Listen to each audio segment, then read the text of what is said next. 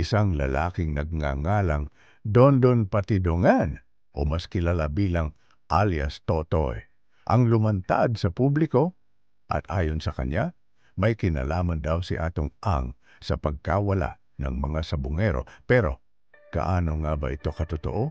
Sa kanyang pagharap sa Senado, inilahad ni Totoy na dating siyang empleyado ng isang sabong operator. Ayon sa kanya, may mga sabongerong sa pilitang isinakay sa sasakyan at hindi na muling nakita.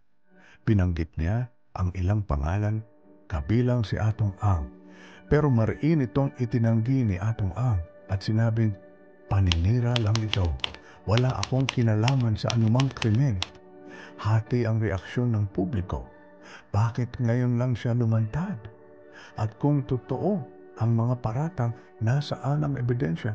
Pero may nagsasabi rin, kung nagsisinungaling siya, bakit siya humarap sa Senado? Gamit pa ang sarili niyang pangalan. 14 na sabungero ang nawawala.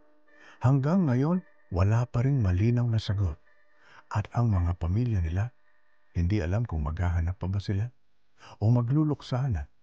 May katotohanan ba sa mga sinabi ni alias Totoy? At may kinalaman nga ba si Atong Ang o may mas malalim pang misteryong tinatago?